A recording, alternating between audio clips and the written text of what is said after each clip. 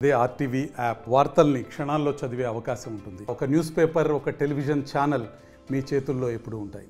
YSR Congress party అధ్యక్షుడు వారి కార్యకర్తల గణమంతా కూడా రాష్ట్రంలో వైద్య కళాశాలలను ప్రైవేటైజేషన్ చేస్తున్నారనే విధంగా ప్రజలను మభ్యపెడుతూ ఈరోజు వారు దుష్ప్రచారం చేయడం జరుగుతోంది. ముఖ్యంగా పీపీపీ విధానంలో ఏదైతే తన హయాంలో ప్రభుత్వ మెడికల్ కళాశాలలను నేను ప్రారంభిస్తున్నాను, ఈ రాష్ట్రంలో వైద్య సీట్లను కల్పించి మన ఆంధ్రప్రదేశ్ విద్యార్థులకు విద్యను అందజేస్తున్నానని చెప్పి 17 కళాశాలల నిర్మాణం మొదలుపెట్టి ఒక మాయాజాలం అయితే చేయడం జరిగింది. కానీ ఈరోజు అవి అన్నీ కూడా ప్రారంభమైతే ఘనంగా చేశారు, కానీ ఆర్భాటం ఘనం, కానీ కార్యాచరణ మాత్రం శూన్యం.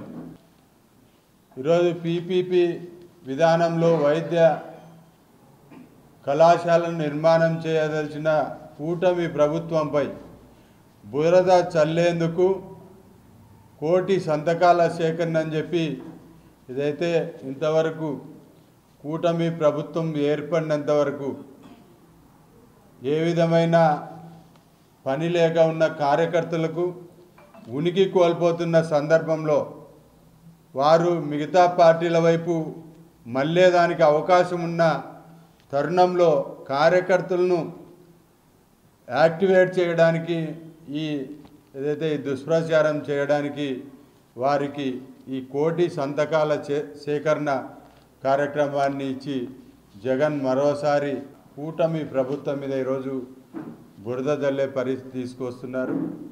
ఈరోజు మనం చూసినట్టయితే ఏదైతే పీపీపీ విధానాన్ని పూర్తిగా ప్రైవేటీకరిస్తున్నారని చెప్పి ఈరోజు జగన్మోహన్ రెడ్డి గారు, వారి కార్యకర్తలు, వాళ్ళ నాయకులు చెప్పడం జరుగుతుంది. కానీ ఇది ఎటువంటి ప్రైవేటీకరణ కాదు. ఏదైతే రాష్ట్ర ఆర్థిక పరిస్థితి దృష్ట్యా వైద్య కళాశాలలు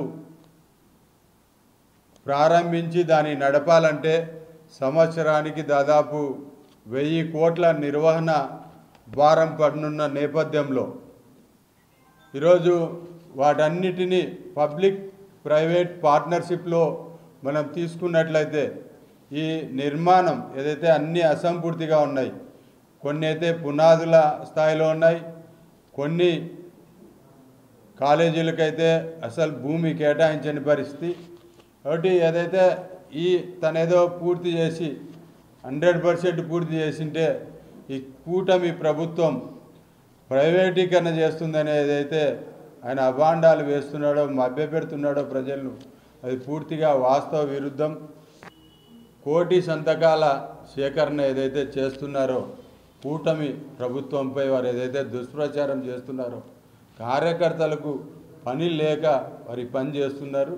కూటమి ప్రభుత్వంపై బురద చల్లేదానికి ఈ ప్రయత్నం చేస్తున్నారు.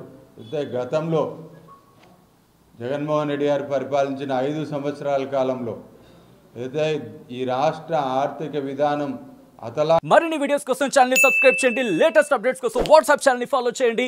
అండ్ లింక్ డిస్క్రిప్షన్ లో ఉంది.